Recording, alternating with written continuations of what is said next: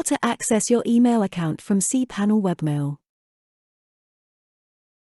Log into your cPanel account and you will see this page. In the email section, click on the email accounts icon. In the column Account at Domain, navigate to the email account you wish to open and click the Check Email button on the right side to access your email account. To go straight to your inbox in the future, check the box Open My Inbox when I log in. Now, click on the Open button.